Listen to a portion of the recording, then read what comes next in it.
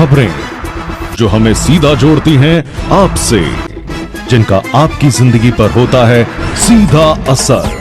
खबर का मतलब है एक भरोसा, और आपका भरोसा है हमारी जिम्मेदारी। ATL टीवी, भरोसा अलवर का। नमस्कार, आप देख रहे हैं ATL न्यूज और आपके साथ मैं हूं रविंद्र तिवारी। पेश है आज की हेडलाइंस।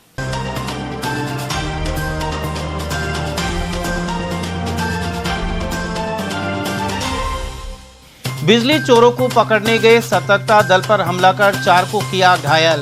कटुमर में हुई घटना के बाद विद्युत निगम ने करवाई FIR। कारों की भिड़ंत में छठी मील पर युवक ने तोड़ा दम, वहीं तेज रफ्तार ट्रक ने गोंदपुर में राहगीर की ली जान। भारी वाहनों के चालकों में हुई हाथापाई और रास्ता किया अवरुद्ध, ट्रांसपोर्ट नगर की यह घटना। और मंत्री पद पर संजय शर्मा के 2 साल पूरे होने पर नगर वन में हुआ कार्यक्रम, पौधरोपण कर पर्यावरण सुरक्षा का दिया संदेश। और अब जानते हैं खबरों को विस्तार से। अलवर जिले के कठुमर कस्बे में शनिवार सुबह बिजली चोरी पकड़ने गई विजिलेंस टीम पर हमला हो गया। लाठी डंडोर लात घूंसे से हुए हमले में AN सहित 4 कर्मचारी घायल हो गए। सूचना मिलते ही कटुमर थाना पुलिस मौके पर पहुंची और सभी घायल कर्मचारियों को अस्पताल में भर्ती कराया गया। लाइनमैन बच्चू सिंह चौधरी की हालत गंभीर बताई जा रही है, इसके चलते उन्हें अलवर जिला अस्पताल रेफर कर दिया गया। विद्युत निगम के कर्मचारी मोनू ने बताया कि शनिवार सुबह करीब 7 बजे सूचना मिली थी। इसमें बताया गया कि पट्टी शमशान घाट मार्ग से उपभोक्ता हब्बू मीणा और झब्बू मीणा बिजली चोरी कर रहे हैं। सूचना पर विजिलेंस टीम मौके पर पहुंची और बिजली चोरी पकड़ी गई। इसी दौरान आरोपियों और उनके परिजनों ने मिलकर विजिलेंस टीम पर हमला कर दिया। इसके चलते विजिलेंस AN प्रमोद शर्मा, कर्मचारी राजकुमार, नरोत्तम यादव, लाइनमैन बच्चू सिंह चौधरी घायल हो गए। विद्युत निगम की ओर से आरोपियों के खिलाफ राजकार्य में बाधा सहित अन्य धाराओं में मुकदमा दर्ज कराया गया है। विजिलेंस करने गए पत्ते वाले रास्ते पर, तो जो फर्स्ट में घुसते राइट साइड में गुलाबी मकान में टाइल लगी हुई है, वो चेक किया। उसके साथ हमने कोई वो नहीं किया, हम सीधा निकल के हनीपुर साइड में जा रहे थे। तो उन्होंने बोला आगे कॉलोनी में जो अधिकारियों ने चेक किया, बोले हमारे वो नहीं है, मीटर का हुआ है। अधिकारी 2 बार चेक करने गए, तो मैं भी उतर के उनके साथ जा रहा था। जो घर हमने फर्स्ट में चेक किया, उस लड़के ने आते ही मारने लग गए और घूंसे मारे, तो फिर सब नहीं मैं गिर गया, बड़े में काफी मारपीट की। कितने कर्मचारियों की चोटें आई हैं?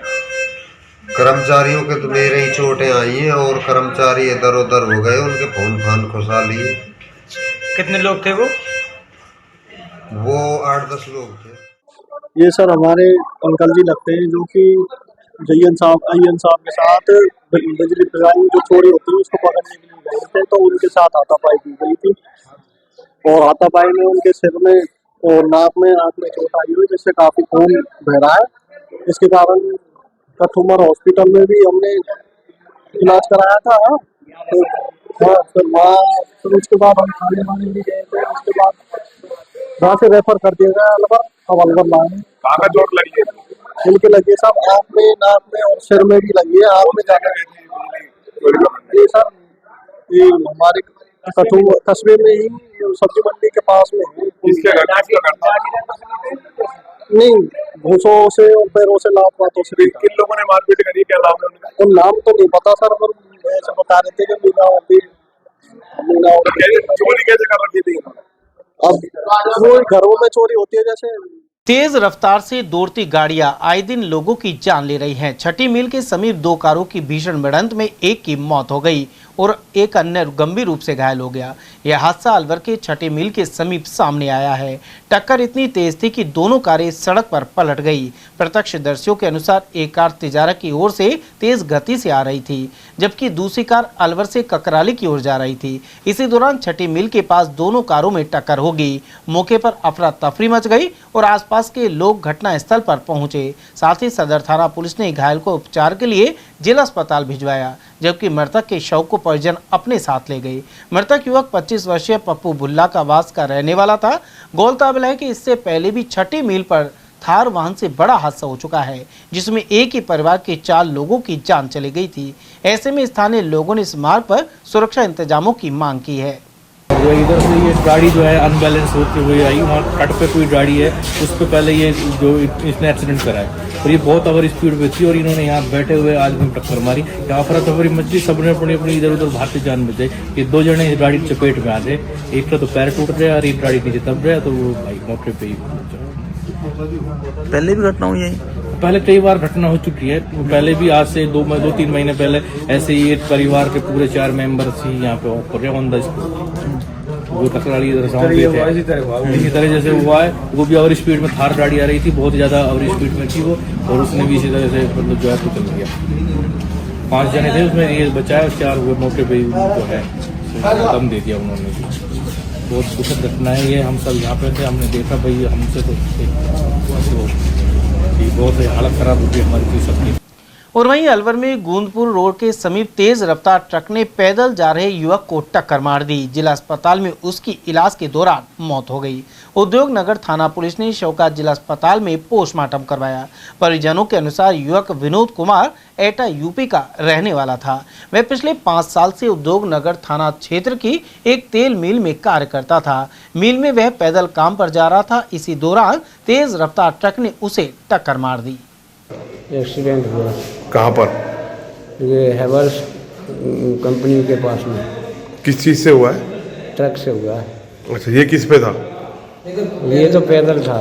अच्छा, कहाँ जा रहा था ये? ये ड्यूटी जा रहा था शायद। कौन सी कंपनी में काम करता है? महेश एडिबल में। अच्छा, कितनी बजे की बात है ये? नहीं, कितने बजे जा रहा था? 8 साढ़े 8 बजे। अच्छा, तो पैदल था ये? ट्रक कहाँ से आ रहा था? अब ट्रक हमने तो नहीं देखा था, मैं तो मौके पर नहीं था ना। मैं रहता हूँ बक्तल, ये लोग रहते हैं वहाँ राठी। अच्छा, तो यहाँ पे कितने दिन से काम कर रहा है ये? ऐसे 5 साल करीब हो गए। अच्छा, कितने बच्चे हैं इसके? बच्चे ना, शादी ना हुई अभी। अच्छा, कब आए थे ये काम करने अलवर? 5 साल हो गए। कितने साल हो गए? 5 साल। अच्छा, तो क्या सूचना मिली थी आपको?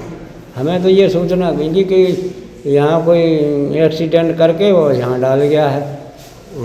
अब कैसे हुआ जी, हमने मौके पर देखा नहीं था।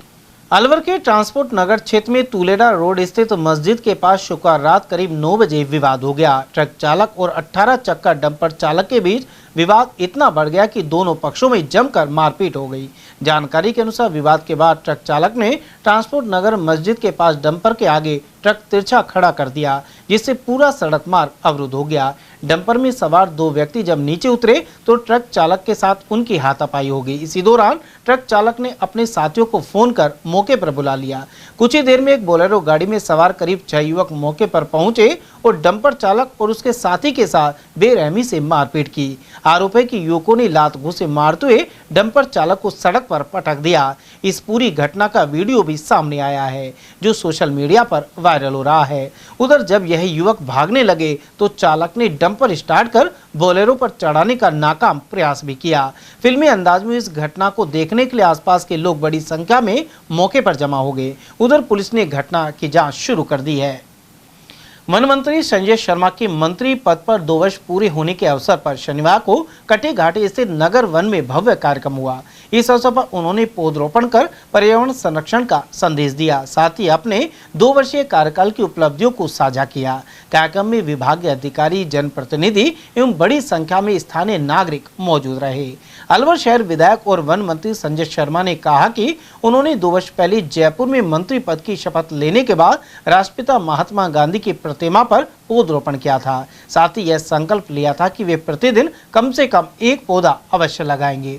इसी संकल्प के तहत निरंतर पौधरोपण अभियान चलाया जा रहा है। साथ ही पिछले 2 वर्षों में वन संरक्षण, हरित क्षेत्र विस्तार और जैव विविधता को बढ़ावा देने के लिए कई महत्वपूर्ण योजनाएं लागू की गई हैं। मंत्री ने आमजन से भी पौधे लगाकर इनकी देखभाल करने की अपील की है। देखिए, सबसे पहले तो मैं आपके माध्यम से विशेष रूप से अलवर शहर के आमजन को धन्यवाद देना चाहूंगा, जिन्होंने अपने वोट की ताकत के बल पर मुझे चुनकर के राजस्थान विधानसभा में भेजा। देश के यशस्वी प्रधानमंत्री आदरणीय नरेंद्र मोदी जी, हमारे यशस्वी मुख्यमंत्री आदरणीय भजन लाल जी और हमारे सांसद आदरणीय भूपेंद्र यादव जी को इस मायने में धन्यवाद देना चाहूंगा, क्योंकि मुझे राज्य के मंत्रिमंडल में स्थान मिला और उसके साथ साथ मेरे मन मुताबिक विभाग वन पर्यावरण विभाग को मुझे दिया गया। और जिस दिन आज ही के दिन 17 जनवरी 2024 को मैंने विधिवत इस विभाग का कार्यभार ग्रहण किया था और सचिवालय में स्थित राष्ट्रपिता महात्मा गांधी जी की प्रतिमा के पास पहला पौधा लगा करके मैंने अपने इस संकल्प की शुरुआत की थी। क्योंकि 13 जनवरी 2024 को माननीय प्रधानमंत्री जी द्वारा सभी नवनिर्वाचित विधायकों की बैठक की गई थी और उसमें सभी को निर्देशित किया था कि हमको अपनी जिंदगी में कोई ना कोई नवाचार किया जाना चाहिए।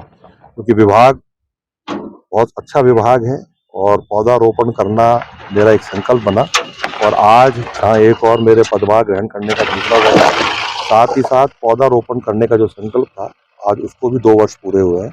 आज अलवर शहर स्थित नगर वन में जो कट्टी घाटी पर स्थित है उसमें आज हमने एक सुंदर अच्छा कार्यक्रम किया है जिसमें अलवर शहर के आमजन, जनप्रतिनिधिगण, हमारे स्कूल से जुड़े हुए छात्र छात्राएं, ITBP के जवान, सामाजिक संगठन के सभी बंधु इकट्ठे हुए और आज इस जगह 730 अर्जुन के पेड़ पौधे का रोपण किया गया है। क्योंकि अर्जुन हमारे जिले की स्पीशीज में वो पौधा है जो संरक्षित करना है और अर्जुन एक औषधिपूर्ण पौधा है। आज 700 पौधों का रोपण इसी स्थान पे किया गया है और साथ ही साथ कार्यक्रम में उपस्थित सभी लोगों ने संकल्प भी लिया है कि वो अपने पूर्वजों की याद में घर में होने वाले किसी शुभ कार्य में पौधा लगाएंगे और उसका संरक्षण। मुख्यमंत्री जगनलाल जी का नेतृत्व है और माननीय प्रधानमंत्री जी का जो स्पष्ट निर्देश है कि देश में प्रकृति का संरक्षण हो, वन्य जीवों का संरक्षण हो और हमारे सांसद आदरणीय जो केंद्रीय मंत्री हैं उनका कुशल मार्गदर्शन है और उसी की परिणति है कि सरिस्का जो बागहीन हो गया था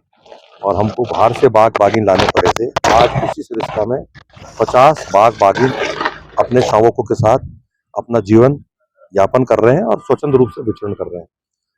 1 जनवरी 2024 की यदि मैं बात करूं तो उस वक्त सरिस्का में 33 बागीन अपने शावकों के साथ थे और इन 2 वर्षों में हमको 17 नए शावक प्राप्त हुए हैं और आज मुझे बताते हुए खुशी है कि सरिस्का की संख्या 50 पहुंची है और आने वाले समय में सरिस्का से हमें और अच्छी खुशखबरी मिलेंगी जिससे हमारी बाघों की संख्या में बढ़ोतरी होगी। और उससे भी ज्यादा खुशी इस बात की है कि इस वर्ष पर्यटकों की संख्या में जिस प्रकार से वृद्धि हुई है और पर्यटकों ने आकर के जहां लगातार सरिस्का के जंगलों में टाइगर की साइटिंग हो रही है और उनके जो शावक हैं वो जिस प्रकार की अठखेलियां कर रहे हैं अपने माँ के उस वरदस्त में जिस प्रकार से जीवन यापन कर रहे हैं, मुझे पूरा विश्वास है कि आने वाले समय में अलवर और विशेष रूप से अलवर जिला और राजस्थान देश ही नहीं अंतर्राष्ट्रीय स्तर पर बाघों के रूप में जाना जाएगा और पर्यटन के रूप में स्थापित होगा। अरावली पर्वत श्रृंखला को बचाने की मांग पर देश भर के पर्यावरण कार्यकर्ता और स्थानीय नागरिक बुधवार को अलवर में एकत्र हुए। प्रतिनिधि मंडल ने जिला कलेक्टर के माध्यम से प्रधानमंत्री के नाम ज्ञापन सौंपा है। साथ ही पूरे अरावली क्षेत्र में खनन गतिविधियों पर तत्काल और पूर्ण प्रतिबंध लगाने की मांग की है। प्रतिनिधि मंडल ने अलवर और आसपास के क्षेत्रों में सक्रिय पर्यावरण कार्यकर्ताओं से मुलाकात भी की। यहाँ मौजूद वैशाली राणा ने कहा कि अरावली केवल पहाड़ नहीं है बल्कि यह पूरे क्षेत्र के फेफड़े और जल सुरक्षा का आधार है। उधर ज्ञापन में गुजरात, राजस्थान, हरियाणा और दिल्ली में अरावली पहाड़ियों के भीतर सभी प्रकार के खनन पट्टों पर तत्काल रोक की मांग उठाई गई है। साथ ही पूरी अरावली श्रृंखला को संरक्षित पारिस्थितिक क्षेत्र घोषित करने पर जोर दिया गया। अभियान में जो गुरुवार संस्था आई है उसका हम भी समर्थन इसलिए कर रहे हैं कि अरावली बचेगी तो हम बचेंगे, ये अभियान है। और अरावली चूँकि सबसे पुरानी हमारी सभ्यता से भी पुरानी चीज़ है। जब भारत नहीं था, जब हिमालय नहीं था, जब गंगा नहीं थी, तब से अरावली है। सत्य सनातन केवल 3 चीज़ है, या अरावली है, या नर्मदा है, या शिव है। और उस चीज़ का निर्णय केवल एक सरकार में बैठे कुछ कॉरपोरेट्स और के दबाव में आकर के, खनन माफियाओं के दबाव में, कुछ पूंजीपतियों के दबाव में वो लोग करने चाह रहे हैं। ये सरकार उसका निर्णय करेगी कि अरावली कौन सी है कौन सी नहीं है, उसकी परिभाषा तय करने का उनको राइट नहीं है। क्योंकि अरावली वो है जो 350 साल गीगा वर्ष पूर्व जब इसका निर्माण किस तरह से हुआ, जब हमारा इंडिया प्लेट्स के रूप में क्रिएट होकर के 1100 वर्ग किलोमीटर की जो बनी, जो आज पहले ही 800 किलोमीटर थे वैसे ही मानते हैं, उसकी वजह से अरावली है। इसको रिपेयर का इसका कोई नहीं। अरावली पूर्णतः संरक्षित हो। अरावली वो है जो कि 350 गीगा वर्ष पूर्व जो निर्धारित है, जो हमारे शुरू से जिस अरावली को, जिसको अरावली माना जाता है, उस अरावली की हर चीज़, उसकी नाप की बात की जाए तो उसकी नाप वहाँ से हो जहाँ से समुद्र तल की नीचे की गहराई से जो नाप है वो अरावली की नाप है।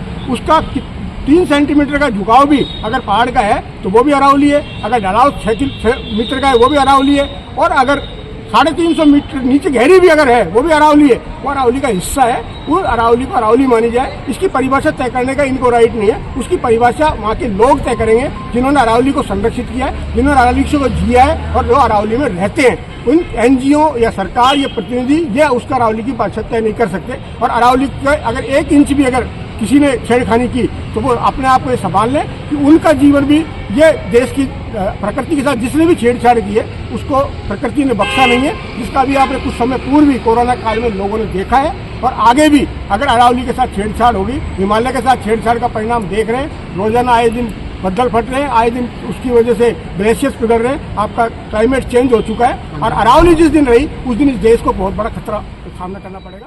तो अरावली की नई डेफिनेशन तय करिए, 100 मीटर से नीचे की अरावलियों का खनन के लिए जो दरवाजे खुले, इससे पूरे राजस्थान, भारत, पूरे उत्तरी भारत में आक्रोशित है। यहाँ का हर तबका आंदोलित है और उसको एक सही नेतृत्व की ज़रूरत है। हर आदमी चाहता है, हर नागरिक चाहता है कि हमारी अरावली जो है, जो अरबों वर्षों से खड़ी हुई है, उसके साथ जो इन माफियाओं की जो नज़रें पड़ी है, इससे बचाने के लिए हमको भी बाहर रोड पे आना पड़ेगा, आंदोलन करना पड़ेगा। जो हमारा योगदान रहेगा हम करेंगे। और अरावली को जो इतने अरबों साल पुरानी सभ्यता है, इसको धरोहर को यूनेस्को की वर्ल्ड हेरिटेज में शामिल किया जाना चाहिए सरकार को, तभी ये संरक्षित रहेगी। वरना सरकारें आएंगी जाएंगी, सब अपनी नई नई नीतियाँ बनाएंगी। तो इसके लिए बहुत ठोस कदम उठाने। आज इतने क्रिटिकल स्टेज पे है जो अगर आज नहीं हमने बचाया तो पूरा नॉर्थ का एरिया जो है वो सारा खत्म हो जाएगा। थार डेजर्ट अंदर आ जाएगा, पानी नहीं रहेगा, जन जानवर नहीं रहेंगे। इसको बचाना आज हमारा कर्तव्य है। हम सबको मिल के जुट के इसको बचाना चाहिए। हमारी गुड़गांव से आई है ABCM है, अरावली बचाओ सिटीजन्स मूवमेंट है, ट्रस्ट है, और हम इसके लिए 7 सालों से इस ट्रस्ट को बना के लड़ रहे हैं कि अरावली को बचाना चाहिए। हम किसी पॉलिटिकल पार्टी ऐसे नहीं है, हमारे को कोई करना, हमको खाली अरावली बचाना है। हमारे प्रमुख मुद्दे ये हैं कि अरावली को खनन से बचाना है, अरावली को रिस्टोर करना है, उसका जो जो डैमेज हो चुका है पहले उसको असेस करना है, और जो भी उसको असेस जो करेगा वो डोमेन एक्सपर्ट्स होने चाहिए, ना कि कोई ब्यूरोक्रेटिक जो ऑफिस में बैठे हुए हैं, जिनको जड़ लेवल पे पता है कि इसका क्या डैमेज हुआ है, इसका कैसे वापस रेस्टोरेशन होना चाहिए, जो पूरा इसका बायोस्फीयर है अरावली रेंज का, उसको पूरा एक कंप्लीट पिक्चर मान के उसका रेस्टोरेशन होना चाहिए। इसमें एक चीज़ हम और मांग रहे हैं कि हम पूरे अरावलीज और इसके 10 किलोमीटर के बफर जोन को world heritage site, UNESCO world heritage site biosphere declare करना चाहिए। पूरा इसके इकोसिस्टम को सरकार को, जैसे नीलगिरी बायोस्फीयर है, जैसे हिमालय में बायोस्फीयर है, इस अरावली क्षेत्र, पूरे अरावली क्षेत्र को भी बायोस्फीयर डिक्लेयर करना चाहिए, तभी इसका संरक्षण हो पाएगा। नहीं तो ऐसे ही संरक्षण नहीं कर पाएंगे। कुछ अरावली संरक्षित है, कुछ नहीं है। इनका जहाँ मन आता है वहाँ पे खनन शुरू कर देते हैं, वहाँ पे प्लॉटिंग शुरू कर देते हैं, वहाँ कॉलोनीज कट जाती हैं, होटल्स बन जाते हैं। इसको पूरा प्रोटेक्टेड बायोस्फीयर डिक्लेयर करना चाहिए सरकार की भागीदारी तो दिख रहा है, तभी अरावली उजड़ रही है, पहाड़ियाँ गायब हो रही हैं। ये सरकार की भागीदारी है। ये इनको इसको अगर बायोस्फीयर डिक्लेयर करेंगे जैसे हम बात कर रहे हैं, तो इसमें फिर लोकल्स की इन्वॉल्वमेंट, कम्युनिटी इन्वॉल्वमेंट जब शुरू होती है तो उस जगह का संरक्षण होता है। लोगों का पर्यावरण को लेकर एक वो बना हुआ था तरीका, कैबिनेट जो फाइल पास करती थी उसके लिए पर्यावरण मंत्रालय वो फाइल जाया करती थी।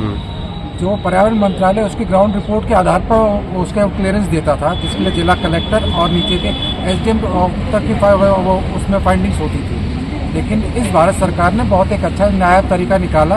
उसने पर्यावरण मंत्रालय को मंत्री को कि कैबिनेट मंत्री में शामिल कर लिया। वहाँ पर अब पहले रेशो से फैसला होता था कि कितने आदमी से पक्ष में, कितने विपक्ष में। देखिए जी, अरावली का अभी तक तो ये परिभाषा वगैरह, इससे पहले तो संपूर्ण हम संरक्षण ही मान रहे थे। संरक्षित होते हुए इतना विनाश हो गया तो क्या हाल होगा। इसलिए हम सिर्फ और सिर्फ ये चाहते हैं, ये रिहेबिलिटेशन, ये इसका रिपेयरिंग, ये चीज़ें नहीं होकर के सबसे पहले अरावली का संपूर्ण संरक्षण। जब इसके लिए अरावली नोटिफिकेशन 1992 का कानून बना हुआ है और वो लागू है और उसकी पालना नहीं हो रही है, तो सबसे पहले तो वो चीज़ें पूरी तरह से 100% लागू हो। फिर इसमें लोकल कम्युनिटीज़ ग्राम लेवल पर, जब तक ग्राम सभाओं का, ग्राम पंचायतों का, वहाँ की जो कम्युनिटीज़ है उन लोगों का उसमें इन्वॉल्वमेंट नहीं होगा। उन लोगों ने हजारों लाखों साल से बचा करके रखा था। संयुक्त किसान मोर्चा के राष्ट्रीय आह्वान पर अखिल भारतीय किसान सभा ने प्रतिरोध दिवस मनाया। रामगढ़ तहसील के गांव सांखला में केंद्र सरकार द्वारा पारित बीज विधेयक, बिजली विधेयक और नए 4 लेबर कोड के विरुद्ध प्रदर्शन हुआ। साथ ही इनकी प्रतियां जलाई गई। वहीं मनरेगा का नाम बदलने सहित कामगार विरोधी प्रावधानों का आरोप लगाते हुए सरकार के खिलाफ नारेबाजी की गई।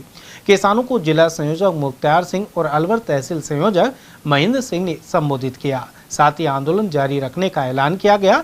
इस अवसर पर रामगढ़ तहसील संयोजक लोकेश शर्मा सहित सतनाम सिंह, रामजती चौधरी, बलवंत सिंह टोनी, समुद्र और सतनाम सिंह आदि उपस्थित रहे।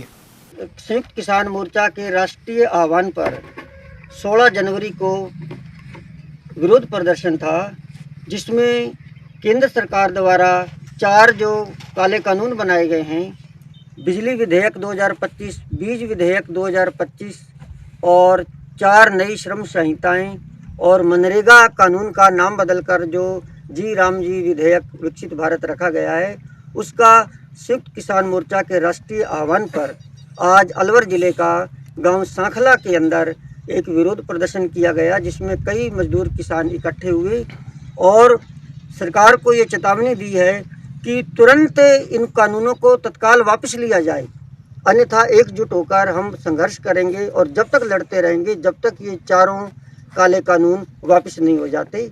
इसमें हमारे जो साथी आज मजदूर किसान इकट्ठा हुए, इसमें महेंद्र सिंह जी, हमारे जिला सह संयोजक लोकेश शर्मा, जिला सह संयोजक हमारे सतनाम सिंह जी, हमारे रामजती जी, हमारे साथी समुद्र जी, हमारे साथी सतनाम सिंह जी और हमारे साथी बलवंत सिंह टोनी गांव सांकला के उपस्थित रहे और भी किसान साथी उपस्थित रहे।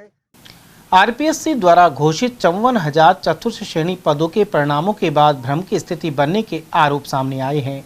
एडवोकेट शबीर खान के अनुसार अभ्यर्थियों की मेरिट को लेकर स्थिति स्पष्ट नहीं हो पा रही। ई मित्र पर जाकर संबंधित साइट खोलने पर स्पष्ट विवरण प्राप्त नहीं हो रहा है। ऐसे में आरक्षित एवं अनारक्षित अभ्यर्थियों के वर्गों के अनुसार मेरिट का पता नहीं लग पा रहा। साथ ही 54,000 पदों के लिए 1 लाख अभ्यर्थी सेलेक्ट किए गए हैं। ऐसे में अंतिम चयन के लिए आधार भी स्पष्ट नहीं है। देखो, अभी अखबार में कल ही इन्होंने प्रेस विज्ञप्ति जारी की है सरकार ने, जो आरपीएससी ने जो एग्ज़ाम कराया था 4th क्लास का, उसमें इन्होंने 1 लाख बंदे सेलेक्ट किए हैं, यानी जगह 54,000 और 1 लाख बंदे सेलेक्ट किए हैं। अब ऐसी स्थिति में जब कोई भी बच्चा उस साइट को ई मित्र पे खोलने की कोशिश कर रहा है तो वो खुल नहीं रही। अब उनको यही पता ना कि हमारी वरीयता कितनी है और कितनी नहीं है। ऐसी स्थिति में वो जैसे ऊँट के मुंह में जीरा मिलता है ना एक बेरोजगार के लिए, एक उम्मीद की किरण जगती है, तो वो जगी, वो निवाला मुंह में जाने से पहले ही बाहर निकलता हुआ नज़र आ रहा है। और इस तरीके की जो आरपीएससी ने एक 4th क्लास की नौकरी में इंटरव्यू के लिए कॉल करना, ये तो बिल्कुल उससे बाहर है, समझ से बाहर है। अब ऐसी स्थिति में ये बेरोजगार स्टूडेंट है जो जगह जगह ई मित्रों पर भटकते डोल रहे हैं। आपने रिजल्ट जारी क्यों किया?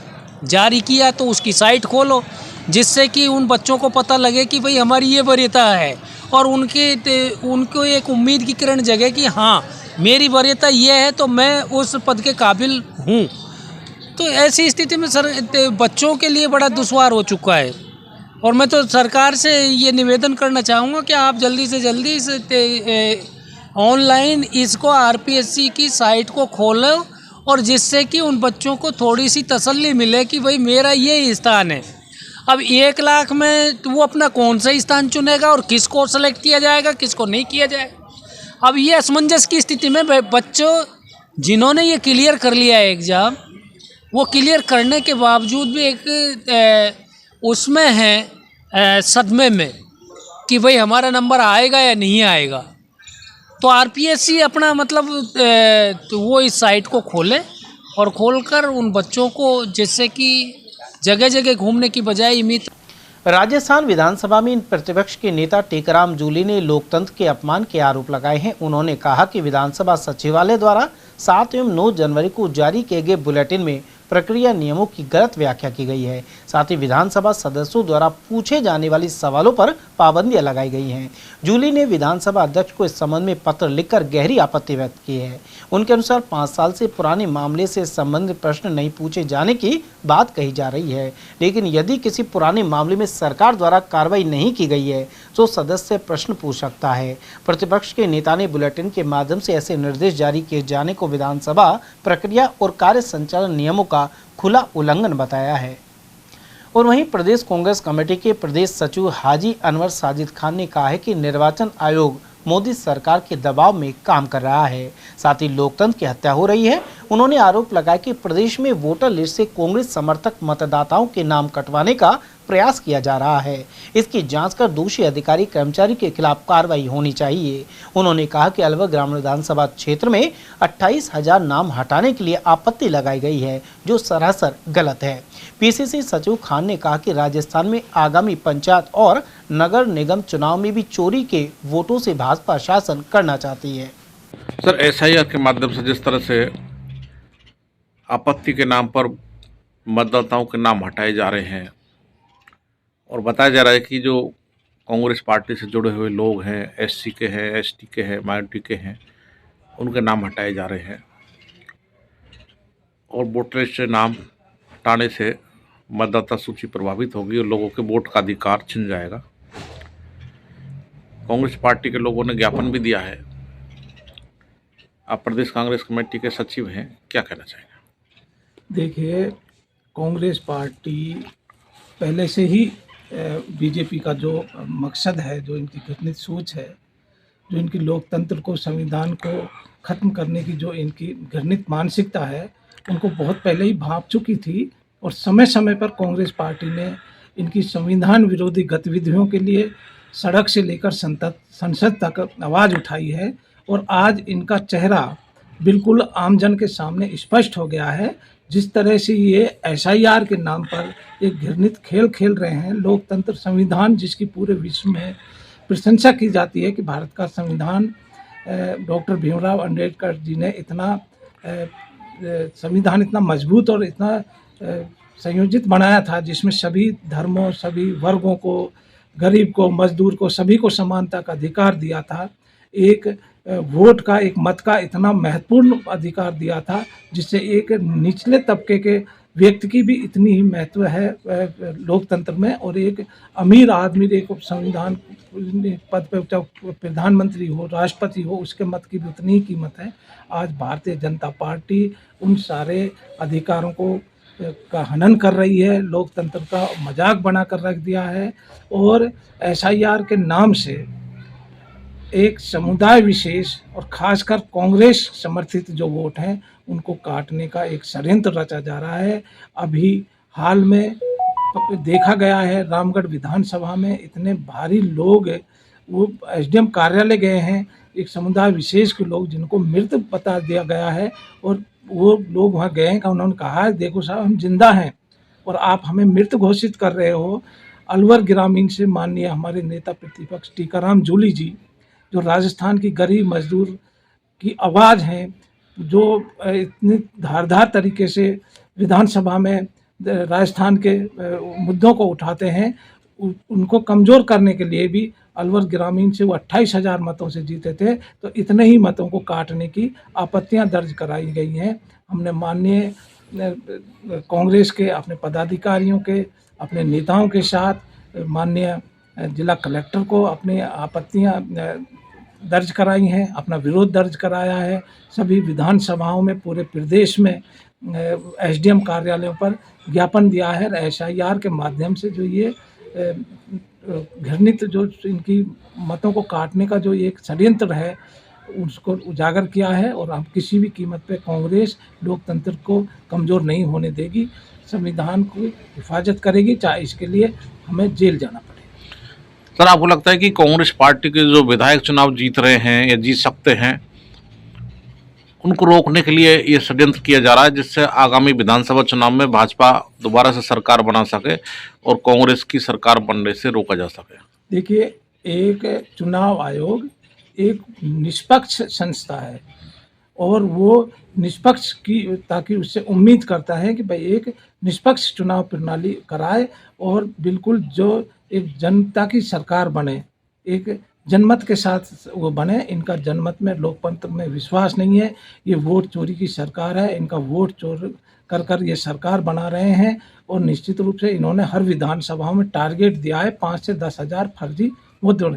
देखिए, बड़े मजे की बात है कि एक आदमी SIR में, जबकि ये गाइडलाइन है कि एक आदमी 10 आपत्तियां दर्ज करा सकता है, BLO 50 आपत्तियां दर्ज करा सकता है।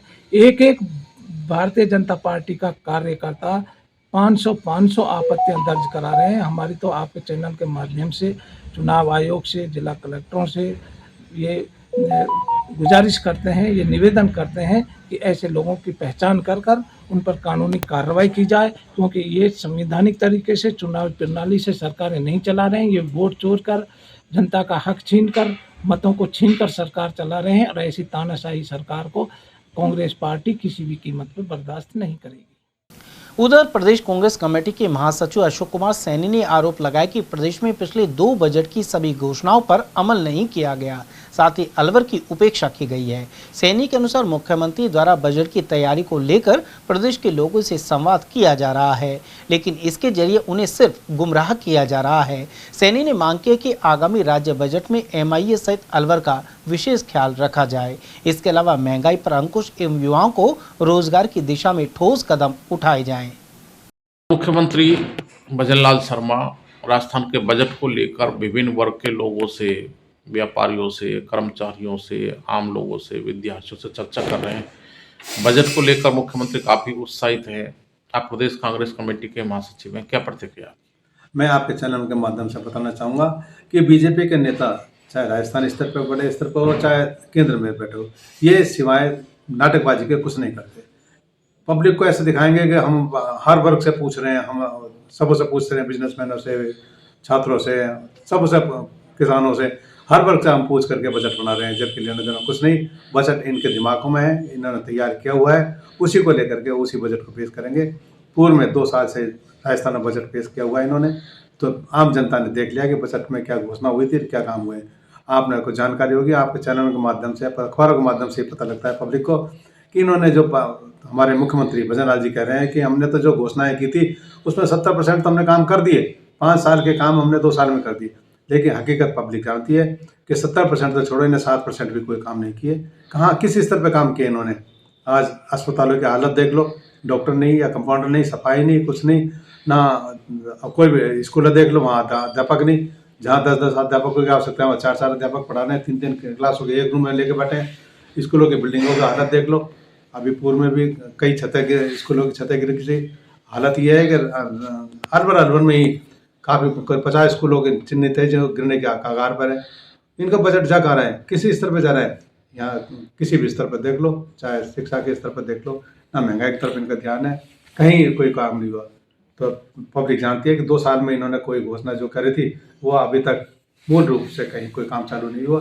तीसरी भी घोषणा तैयार करने को तैयार है, सिवाय थोड़े अपने ये खोखलेबाजी, जो ये जुमलेबाजी है, वो भाषणबाजी करते हैं, वही भाषणों में इन्हें उसमें आज बजट में भेज देंगे।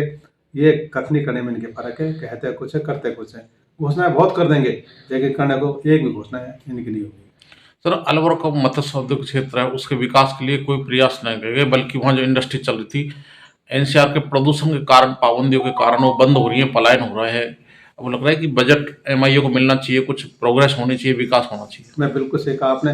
मैं हमारे मुख्यमंत्री से निवेदन कर चाहूँगा, हमारे प्रधानमंत्री से निवेदन कर चाहेंगे, अलवर का जो NCR की वजह से अलवर में जो नुकसान हो रहा है, NCR का नुकसान तो हो रहा है, NCR का अलवर को कोई फायदा नहीं हो रहा। तो पूर्व में भी जो हमारे यहाँ के सांसद है, केंद्रीय मंत्री हैं, पर्यावरण मंत्री, उन्होंने घोषणा भी की थी कि इसको हम NCR से बाहर निकालेंगे, लेकिन आज तक कोई काम नहीं हुआ। यहाँ अलवर के 2 मंत्री है, दोनों पर्यावरण मंत्री है, एक स्टेट में, एक सेंटर में। पॉल्यूशन को लेकर के इतनी ज़्यादा वहाँ परेशानी हो रही है NCR इलाके में, दिल्ली में तो बहुत ज़्यादा हो रही है। NCR का नुकसान यहाँ भी हो रहा है। तो NCR के नाम पर हमारे इंडस्ट्री जैसे जो बहुत ही अलवर के राजस्थान में माना हुआ था, आज धीरे धीरे यहाँ से सारी फैक्ट्रियाँ बंद होकर के दूसरे स्टेटों में जा रही है कि यहाँ पॉल्यूशन को लेकर के, NCR को लेकर के बंद हो रही है, जबकि यहाँ पॉल्यूशन का कोई वो नहीं है खतरा। लेकिन NCR का नियम लागू होता है, तो NCR के उसमें लागू होने से पोल्यूशन के खतरे से बंद हो रही है और यहाँ से छोड़ के जा रही है। तो ये जो काम करने के वो करे ना, हमसे पुनः निवेदन है हमारे मुख्यमंत्री से कि बजट में यहाँ आपका अलवर के MIA को कुछ बजट दे और यहाँ जो भाग रही है फैक्ट्री छोड़ के उनको रोके, उनको सुविधाएं दें और राजस्थान में अलवर को एनसीआर से बाहर करने की कृपा करें। सर, जिस तरह से राजस्थान में लगातार बेरोजगारी और महंगाई है, अब लगता है कि सरकार को महंगाई और बेरोजगारी पर नियंत्रण करने के लिए बजट में विशेष प्रावधान करना चाहिए। बिल्कुल देना चाहिए, हर क्षेत्र में, महंगाई पे भी, बेरोजगारी पे भी, चिकित्सा पे भी, युवाओं को बेरोजगारी पे, इनको ध्यान देना चाहिए। बजट पे अच्छा इनके लिए बजट देना चाहिए और खाली घोषणा नहीं, उनको प्रैक्टिकल काम को भी होना भी चाहिए। ऐसे बजट पेश किया जाए पब्लिक के लिए जो पब्लिक के लिए हितकारी हो। हम तो चाहते हैं, विपक्षी भी चाहते हैं कि बजट पेश अच्छा हो। अभी 3 साल इनको रहना है, 3 साल इनको राज करना है बीजेपी को ही, लेकिन काम तो ऐसा करे, बजट तो ऐसा बनाए जो आम पब्लिक के लिए, किसानों के लिए, गरीब के लिए जो राहतकारी हो, ऐसा बजट पेश करे। मैं मुख्यमंत्री से निवेदन करना चाहूँगा कि जो मूल समस्याएं उनको ध्यान में रखते हुए बजट ऐसा पेश करे जो आम पब्लिक के लिए सही हो। अलवर ग्रामीण विधानसभा क्षेत्र के हाजीपुर डडीकर निवासी राजेंद्र रहीसा को गुर्जर महासभा का जिलाध्यक्ष नियुक्त किया गया है। उनकी नियुक्ति राष्ट्रीय गुर्जर महासभा के प्रदेश अध्यक्ष राजेश रावत द्वारा की गई है। वहीं बड़ी संख्या में ग्रामीण और युवाओं ने उनकी इस नियुक्ति पर बधाई दी। वहीं जिलाध्यक्ष ने कहा कि वे महासभा और संगठन की मजबूती के लिए निष्ठा भाव से कार्य करेंगे। इस अवसर पर बाबूलाल छाबड़ी, लोकेश गुर्जर, अमित, दिनेश ठीकला, नरेंद्र छाबड़ा, बंसी गुर्जर और DC गुर्जर आदि मौजूद रहे। माघ मास कृष्ण पक्ष में देव प्रतिकार्य मौनी अमावस्या 18 जनवरी को मनाई जाएगी। इसके 10 निवासी पंडित यज्ञदत्त शर्मा के अनुसार इस अमावस्या पर पितरों के लिए तर्पण, श्राद्ध कर्म और पिंडदान किए जाते हैं। वहीं 19 जनवरी से गुप्त नवरात्र प्रारंभ होगा, जिसका समापन 27 जनवरी को होगा। इन नवरात्रों में निर्धारित उपासना के जरिए 10 महाविधाओं की सिद्धियां प्राप्त होने की मान्यता है। माघ मास कृष्ण पक्ष में मनाई जाने वाली देव पितृ कार्य, जिसे कि मौनी अमावस्या भी कहते हैं, कल 18 जनवरी रविवार को बड़ी श्रद्धा के साथ मनाई जाएगी। यह मौनी अमावस्या सन 2026 की पहली अमावस्या है। इस अमावस्या पर कल पितरों के निमित्त तर्पण, श्राद्ध कर्म, पिंडदान करने व ब्राह्मणों को भोजन कराने से, गौशाला में गौ माता को हरा चारा खिलाने से पितृ प्रसन्न होकर के सुख समृद्धि, धन ऐश्वर्य, पुत्र पौत्रादि व परिवार में खुशहाली का विशेष आशीर्वाद प्रदान करते हैं। माघ मास में ही शुक्ल पक्ष की प्रतिपदा 19 जनवरी सोमवार से इस बार गुप्त नवरात्रे प्रारंभ होंगे। गुप्त नवरात्रों में साधकों द्वारा 10 महाविद्याओं की तंत्र मंत्र द्वारा सिद्धियां प्राप्त करके देवताओं को प्रसन्न किया जाता है। गुप्त नवरात्रों का समापन 27 जनवरी मंगलवार को होगा। माघ मास शास्त्रों में विशेष शुभ और श्रेष्ठ माना गया है और इसी माघ मास में शुक्ल पक्ष में पंचमी को 23 जनवरी को बसंत पंचमी का अबुझ मुहूर्त भी रहेगा। 23 जनवरी बसंत पंचमी को शादी विवाह सहित सभी शुभ मांगलिक कार्य यथा गृहारंभ, गृह प्रवेश, देव प्रतिष्ठा, प्रतिष्ठान मुहूर्त आदि सभी शुभ मांगलिक कार्य प्रारंभ होंगे और इस दिन स्वयं सिद्ध मुहूर्त माना गया है। इसलिए 23 जनवरी बसंत पंचमी के स्वयं सिद्ध अर्थात अबुझ मुहूर्तों में कोई नाम, नक्षत्र या चंद्रमा देखने की आवश्यकता नहीं मानी जाती है। इसलिए 23 जनवरी बसंत पंचमी को, गुप्त नवरात्रे की पंचमी को शास्त्रों में विशेष शुभ स्वयं सिद्ध मुहूर्त माना गया है। राजस्थान अंबेडकर वेलफेयर सोसाइटी जयपुर के प्रदेश अध्यक्ष सत्यवीर सिंह के सम्मान में कार्यक्रम आयोजित किया गया। भाजपा नेता देशराज वर्मा के नेतृत्व में जयपुर में सत्यवीर सिंह का सम्मान हुआ। इस अवसर पर दलित समाज से जुड़ी ज्वलंत समस्याओं, सामाजिक न्याय, शिक्षा, रोजगार और सुरक्षा से संबंधित विषयों पर चर्चा की गई। इसके अलावा दलित समाज की विभिन्न मांगों को लेकर उन्हें पत्र सौंपा। सत्यवीर सिंह ने प्रतिनिधि मंडल को आश्वस्त किया कि वे संबंधित मंचों पर इसे लेकर आवाज उठाएंगे। भाजपा नेता देशराज वर्मा ने कहा कि दलित समाज के उत्थान और संवैधानिक अधिकारों की रक्षा के लिए निरंतर संवाद और ठोस प्रयास आवश्यक हैं। वर्ष मैं देशराज वर्मा, भारतीय जनता पार्टी का पूर्व जिलाध्यक्ष और आज अंबेडकर मेमोरियल वेलफेयर सोसाइटी के जो प्रदेश के अध्यक्ष बने हैं। हमारे पूरे समाज की, पूरे राजस्थान की बागडोर इनके हाथ में है और बड़ी उम्मीद है कि आने वाले समय में ये अंबेडकर वेलफेयर सोसाइटी को बहुत ऊंचाइयों तक ले जाएंगे, जिससे कि सब लोगों की आशाएं हैं। ये बहुत वाजिब है, उन आशाओं से भी आगे जाना है। Very good. लेकिन सवाल इस बात का है कि हम सब मिलकर अगर मदद करेंगे एक दूसरे की तो काम चलेगा, क्योंकि ये सामाजिक काम है और समाज साथ लगता है और सामाजिक आंदोलन बनता है तो कोई परिणाम सामने आते हैं। किसी एक व्यक्ति या एक देखते हो प्लेटफॉर्म है, ये प्लेटफॉर्म है। मैं आपके सामने आपका चेहरा हूँ, मैं आपका प्रतिनिधि हूँ, लेकिन मेरे को पूरे 1,45,00,000 समाज का अलवर में मनसा देवी मार्ग स्थित राज राजेश्वरी माता धाम में 23वां स्थापना दिवस मनाया गया। इस अवसर पर कलाकारों द्वारा माता के जागरण का आयोजन किया गया। वहीं हवन यज्ञ के साथ भंडारा भी हुआ। यहां बड़ी संख्या में श्रद्धालु माता के दर्शन करने पहुंचे और प्रसाद ग्रहण किया। गुड़गांव निवासी एडवोकेट सरिता शर्मा ने महात्मा गांधी विद्यालय, सीरावास और बावड़ियों की ढाणी के स्कूली बच्चों को स्वेटर भेंट किए। यहां प्राथमिक कक्षाओं में पढ़ने वाले विद्यार्थियों ने जब स्वेटर हासिल किए तो उनके चेहरे पर मुस्कान आ गई। इस अवसर पर डॉक्टर राजेश गुर्जर ने कहा कि समाज की वास्तविक प्रगति तभी संभव है जब शिक्षा के साथ संवेदना भी जुड़े। उन्होंने भामाशाहों के प्रति हार्दिक आभार व्यक्त किया। समाचार में वक्त हो चला एक छोटे से अल्प विराम का। आप बने रहिए एटीएल टीवी के साथ। अलवर का अपना जाना पहचाना नाम स्ट्रॉन्गर स्पोर्ट्स फेयर, शहर का एकमात्र स्पोर्ट्स फेयर और गुड्स शोरूम, जहां इस वर्ष मिल रहा है ब्रांडेड ट्रैक सूट्स पर धमाकेदार offer. Shiv Naresh, select, bold, stronger और जस्ट जैसे ब्रांड्स पर मिल रहा है भारी डिस्काउंट। और हाँ, हर ट्रैक सूट के साथ एक जैकेट बिल्कुल फ्री। साथ ही Nivia, Cosco, Spartan, Yonex, Alpha, SS, SG और अन्य स्पोर्ट्स गुड्स पर भी जारी है विशेष छूट। सिर्फ 18, 19 और 20 तारीख को ट्रैक सूट्स पर पूरे 40% का डिस्काउंट। तो देर किस बात की, आइए और दीजिए हमें एक बार सेवा का मौका। स्ट्रॉन्गर स्पोर्ट्स फेयर, अलवर का ट्रस्टेड स्पोर्ट्स शोरूम।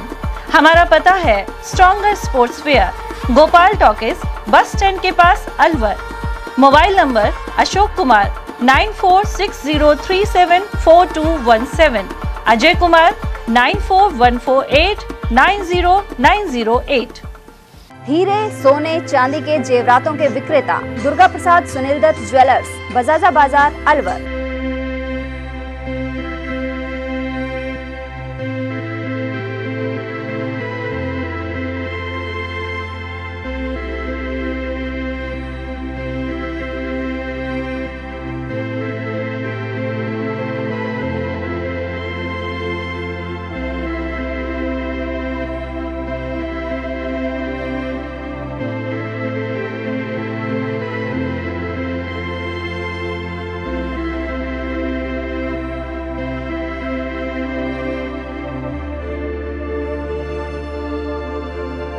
हीरे, सोने, चांदी के जेवरातों के विक्रेता दुर्गा प्रसाद सुनील दत्त ज्वेलर्स, बजाजा बाजार, Alwar.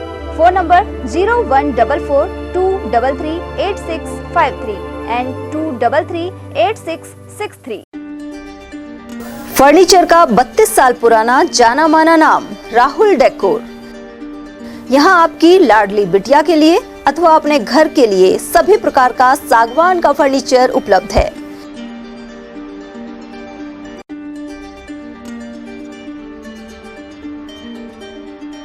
Double bed, dressing table, sofa set सागवान एवं कपड़े वाले तथा सेंटर टेबल, भट्टी कलर, स्टील अलमारी, ब्रांडेड एवं सॉफ्टी फोम के गद्दे आपकी नाप तोल से बनाए जाते हैं।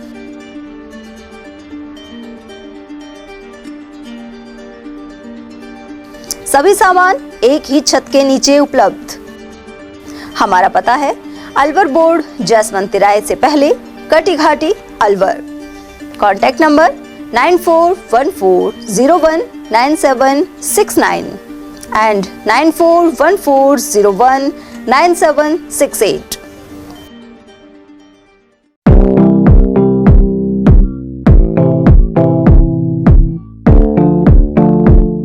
अलवर में एक जाना माना नाम मानसिंह कृपा दयाल स्वीट्स तिजारा वाले।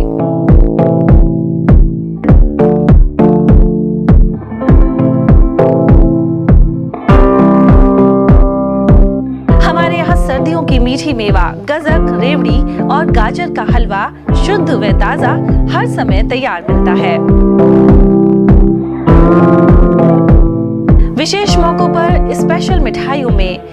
स्पेशल मक्खन बड़ा, तिल के लड्डू, तिल पाक, मावा तिल के लड्डू, मावा गजक, खंडाला तिल मरोड़ी, मूंगफली पट्टी, लौंग लता मट्ठी इत्यादि हमेशा तैयार मिलेंगे। इसके अलावा शादियों के स्पेशल भाजी के गिफ्ट पैक डब्बे भी हमारे यहाँ तैयार किए जाते हैं।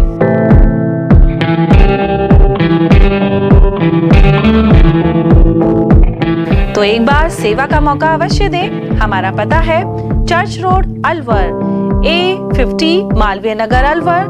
Phone number 0144233224, 0144233225। पहचान गारमेंट्स। अब शादियों की खरीदारी के लिए दिल्ली और जयपुर जाने की जरूरत नहीं। पहचान गारमेंट्स लाया है कुर्ता पजामे, शेरवानी, ब्लेजर और कोट पैंट की शानदार वैरायटी।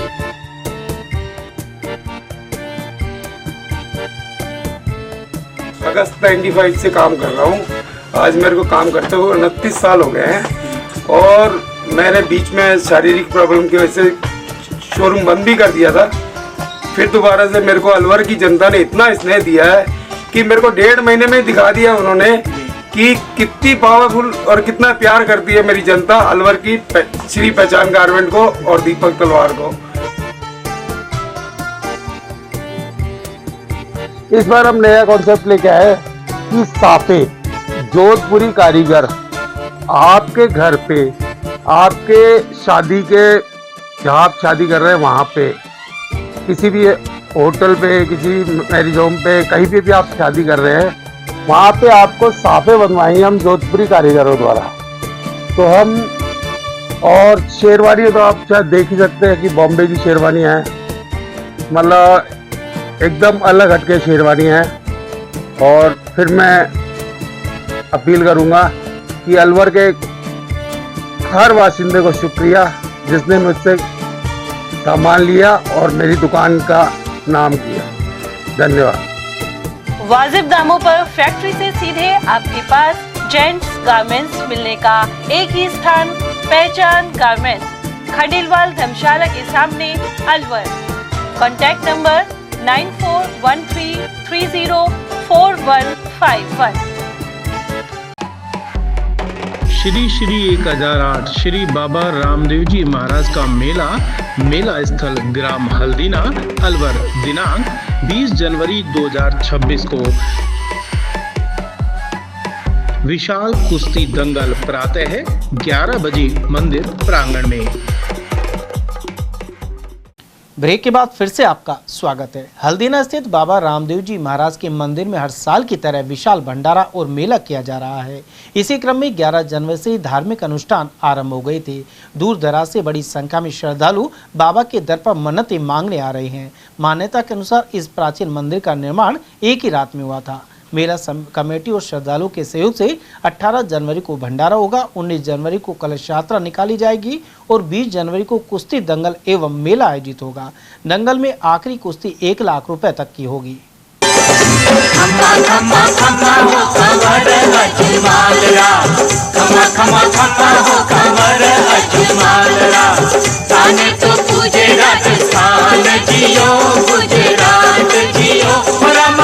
घड़ी घड़ी खम्मा राजा रामदेव पीर ने, ओ घड़ी घड़ी खम्मा राजा रामदेव पीर ने।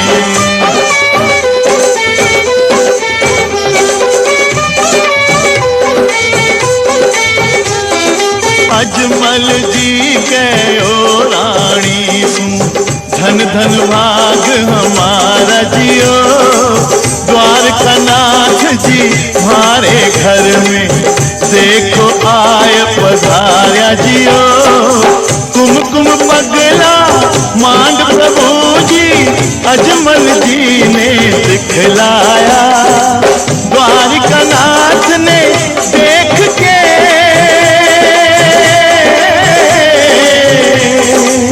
द्वारका नाथ ने देख के अजमल मन ही मन में हर्षाया। उधर उधर एडवोकेट रामनिवास चौधरी ने बताया कि बाबा रामदेव जी का यह मंदिर ऐतिहासिक है। यहाँ 11 जनवरी से 20 जनवरी तक आयोजनों का दौर चल रहा है, साथ ही दूर दराज से भक्त पहुँच रहे हैं। श्री श्री 1008 रामदेव जी महाराज के धार्मिक प्रांगण पर 11 तारीख से ही आयोजन शुरू किया गया है। वहीं 18 को विशाल भंडारे का आयोजन होगा, 19 को झांकी का कार्यक्रम रहेगा, 20 को विशाल कुश्ती दंगल मेले का आयोजन किया जाएगा, जिसकी तैयारी मेला कमेटी समस्त ग्रामीणों को सहयोग से की जा रही है और इसमें दूर दूर से पहलवान आते हैं। वहीं भंडारे में भी आसपास के सैकड़ों गांवों के लाखों श्रद्धालु इसमें प्रसाद ग्रहण करते हैं। मैं अवधेश सिंह, एयरटेल न्यूज़। सप्ताह चालू हुई थी, 17 तारीख को आज सप्ताह समापन का है, 18 तारीख को विशाल भंडारा और 20 तारीख को बहुत बड़ा कुश्ती दंगल होगा।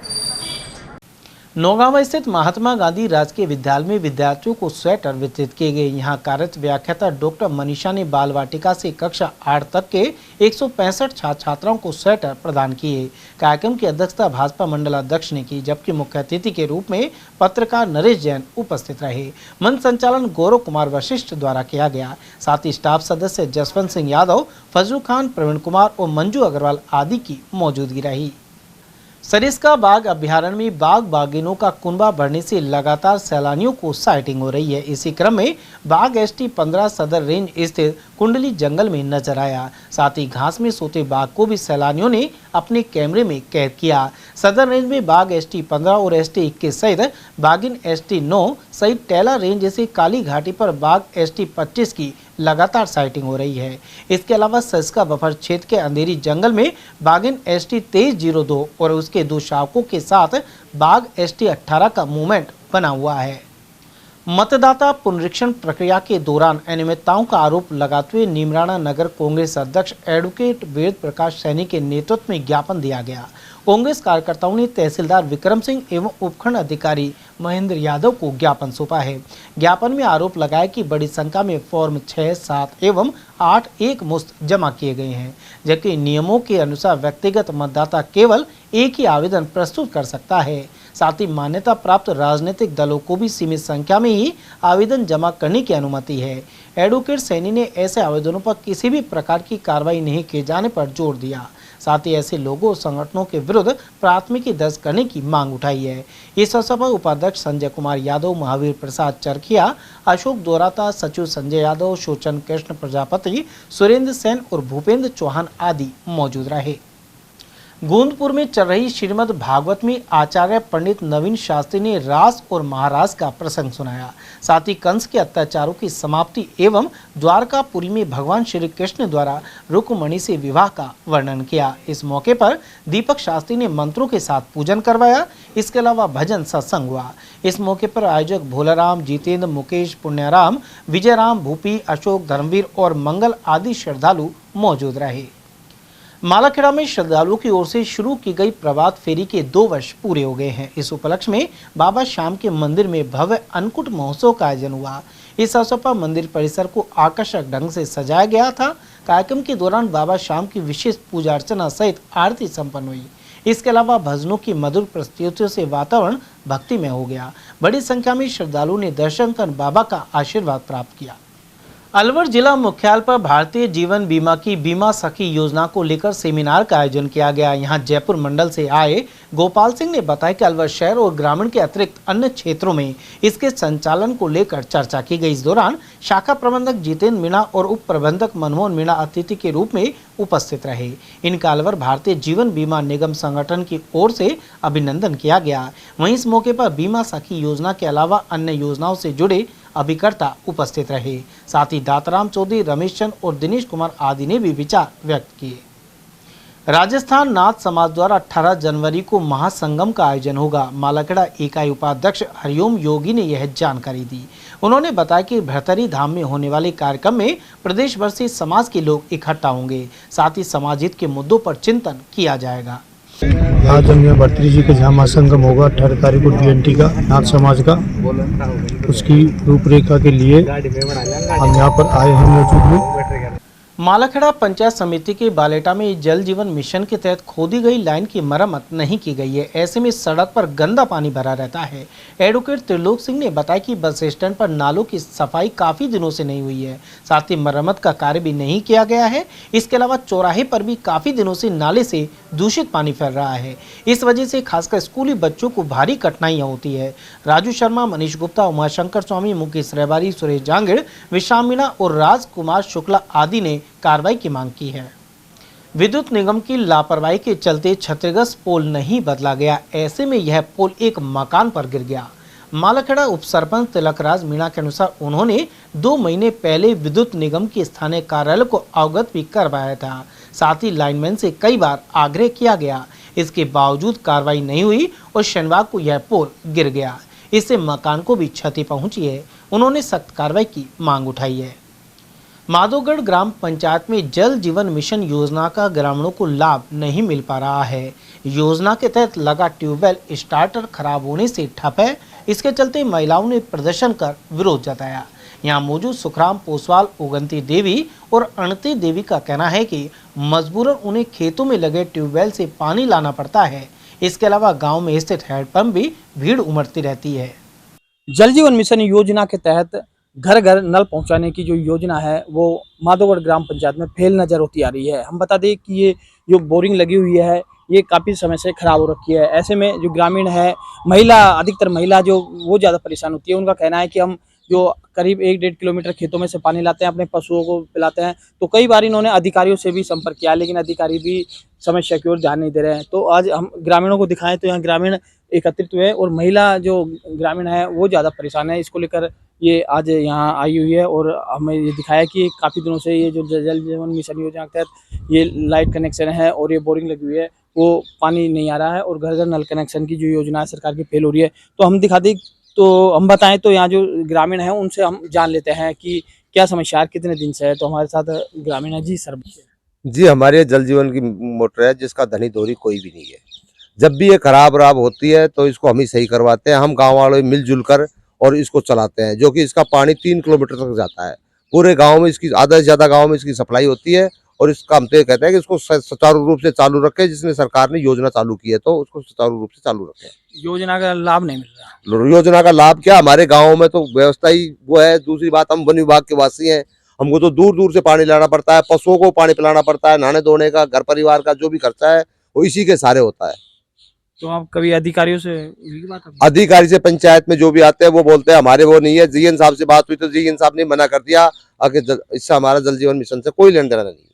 जी, और भी ग्रामीण महिला है, हम उनसे भी जान लेते हैं कि उनका क्या कहना है। जी बताओ जी, पानी के लिए आप परेशान हो रहे हो, आज यहाँ एकत्रित हुए हो, क्या कहना है? नाम बताओ पहले तो आपका। उगंती। जी बताओ क्या समस्या है? पानी के लिए पानी है ही ना, पशु को हमको पिसा मर रहे हैं। पानी कतार सा, न कोई बोर न कोई कुआ, कुछ नहीं। कितने दिन से परेशान है? कम से कम 15 दिन होगा, 15-20 दिन होगा। कोई ध्यान नहीं दे ना, कोई ध्यान ना दे। जी, और भी है। जी बताओ जी, क्या समस्या है पानी को लेकर? जी बताओ क्या समस्या है पानी को लेकर? पानी को परेशान हो रहे हैं, 10-10, 15-15 दिन होगा। डोर को, नावा को, दोबा को, सब हाँ है ही ना। एक हैंडपंप पे तो भीड़ पड़े रे, दुखी हुए पड़े हैं।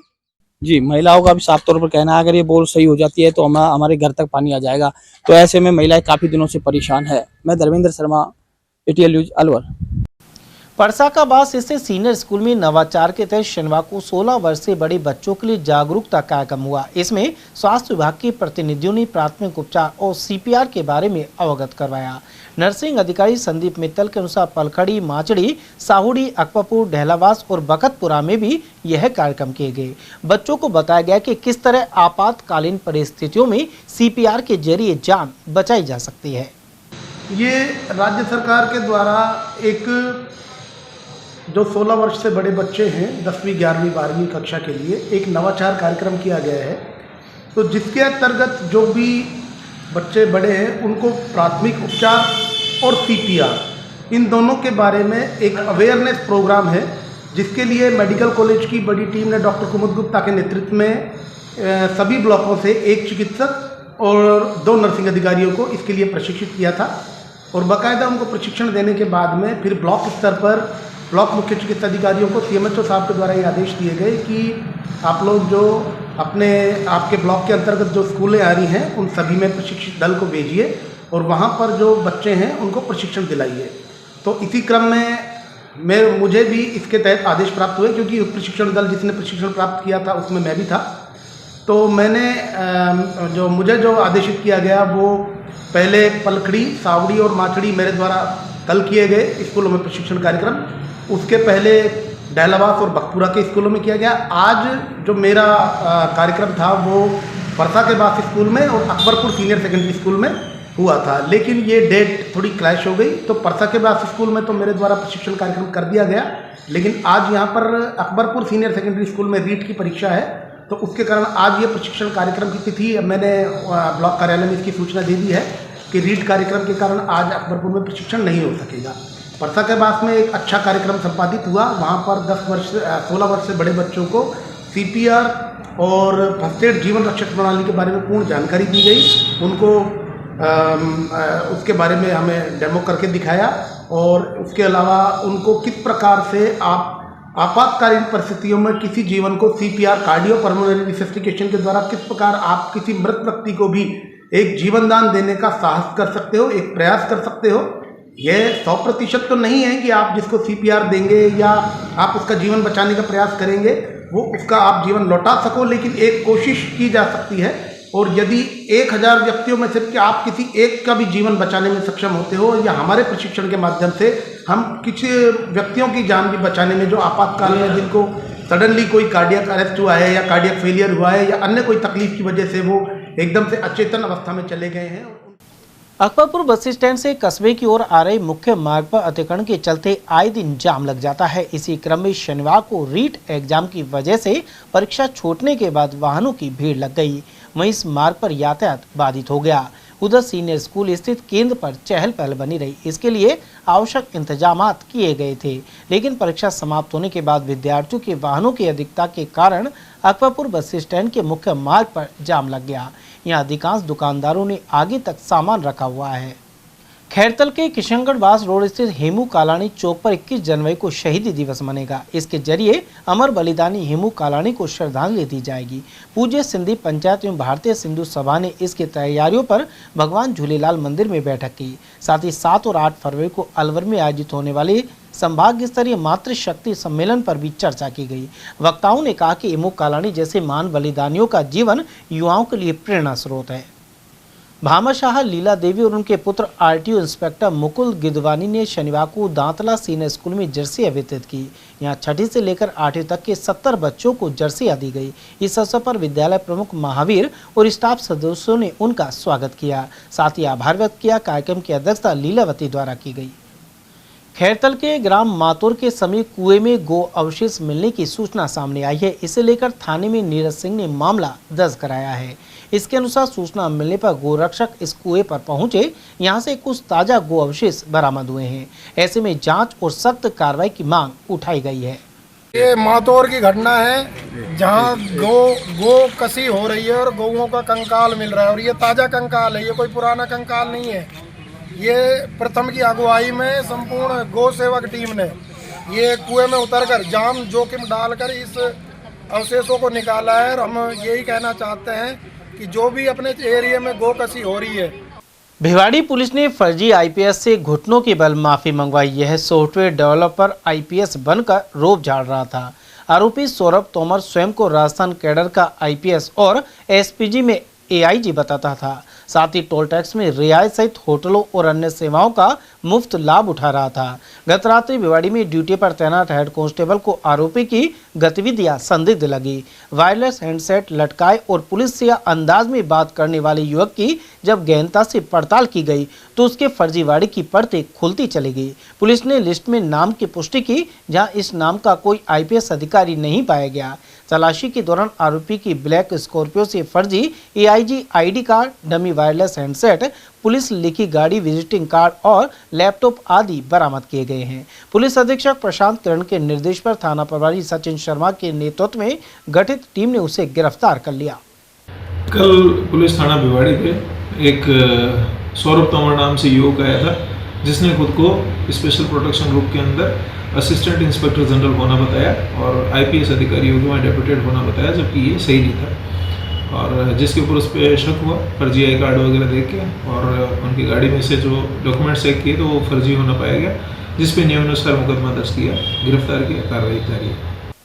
मॉडिफाइड बाइकों पर ट्रैफिक पुलिस की सख्त कार्रवाई सामने आई है। इसके तहत अलवर शहर में 6 बाइक जब्त कर चालान काटे गए हैं। किसी बाइक पर पंछी तो किसी पर अशुभ चेहरे का निशान था। गौरतलब है कि अनेक चालक साइलेंसर हटाकर शोर भी फैलाते हैं। इनके खिलाफ कई दिनों से चालान काटे जा रहे हैं। इसी क्रम में शनिवार को ट्रैफिक पुलिस ने 6 मॉडिफाइड बाइक जब्त की है। यातायात थाना प्रभारी संजय शर्मा ने बताया कि मॉडिफाइड बाइक और खतरनाक स्टंट चालक सहित सड़क पर चल रहे अन्य लोगों के लिए भी खतरा बनते हैं। श्रीमान पुलिस अधीक्षक महोदय जिला अलवर हेडक्वार्टर सर के निर्देशानुसार हम ट्रैफिक पुलिस अलवर की MB एक्ट का उल्लंघन करने वाले लोगों के खिलाफ हमारी कार्रवाई लगातार जारी है और उसी क्रम में कार्रवाई करते हुए हमने 4 इनफील्ड मोटरसाइकिलें मॉडिफाइड साइलेंसर लगी हुई और 2 अन्य जिन पर जो मॉडिफाइड हुई हैं, जिन पर एक पर डिफाल्टर या फिर जातियों के नाम लिखे हुए हैं, नंबर प्लेटों पर नंबर की जगह पर, उस तरह की कुल 6 मोटरसाइकिलों को हमने जब्त किया है और उनके जो भी चालान बनेंगे उसकी कार्रवाई अग्रिम जारी है। माघ मास के उपलक्ष्य में थानागाजी स्थित सामोद माता के मंदिर प्रांगण में श्री शिव महापुराण कथा जारी है। यहाँ स्वामी कमलदास महाराज ने तीसरे दिन भगवान शिव के समस्त व्रतों की कथा सुनाई। उन्होंने कहा कि भगवान शिव की कृपा प्राप्त करने के लिए पहले भगवान राम का अनुकरण करना होगा। उन्होंने यह भी कहा कि हमें कभी भी खुश रहने के लिए बड़ी सफलता या समय का इंतजार नहीं करना चाहिए, क्योंकि इसके अभाव में जीवन का असली आनंद उठाना संभव नहीं होता। उधर ज्ञानवती देवी मिश्रा ने बताया कि कथा के दौरान ओम प्रकाश शर्मा, प्रेम, मनोज सेन, मीना सेन, राकेश सेन, हनुमान सहाय, फूली देवी और मंदिर की पुजारिन मंजू सेन आदि की मौजूदगी रही। अलवर के विवेकानंद नगर स्थित विवेकेश्वर महादेव में श्रीमद् भागवत कथा के 6ठे दिन भगवान श्री कृष्ण और रुक्मणी विवाह का प्रसंग सुनाया गया। आरंभ में आयोजक कृष्णा जोशी, राजेश जोशी, सीमा शर्मा और राजेश शर्मा ने श्रीमद् भागवत का पूजन किया। वहीं आचार्य दीपक कृष्ण शास्त्री द्वारा रासलीला के जरिए सजीव चित्रण किया गया। साथ ही गायिका कामना शर्मा द्वारा श्याम बाबा के भजनों पर प्रस्तुतियां दी गई। उधर रविवार को सुदामा चरित का वर्णन किया जाएगा और 19 जनवरी को हवन एवं भंडारा होगा। सृजक संस्थान की मासिक कवि गोष्ठी 18 जनवरी को दोपहर 1 बजे होगी। इसका आयोजन हरीश हॉस्पिटल के पास ESP ट्यूटोरियल कोचिंग सभागार में किया जाएगा। सचिव रामचरण राग ने बताया कि गोष्ठी की अध्यक्षता सृजक के अध्यक्ष सरदार अमरीक सिंह अदब करेंगे। वहीं मुख्य अतिथि के रूप में वरिष्ठ कवि रघुवर दयाल जैन उपस्थित होंगे। चलते चलते एक बार फिर से नजर डालेंगे आज की हेडलाइंस पर।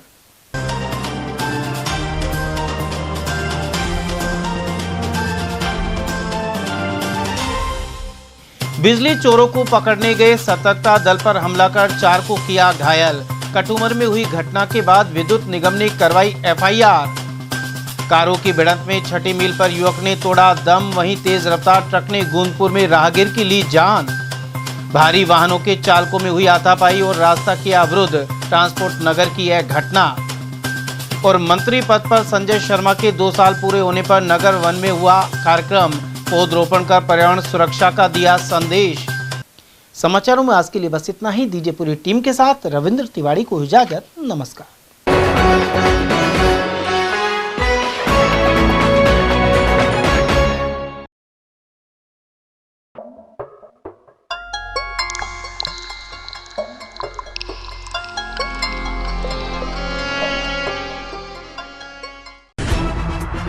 खबरें जो हमें सीधा जोड़ती हैं आपसे, जिनका आपकी जिंदगी पर होता है सीधा असर।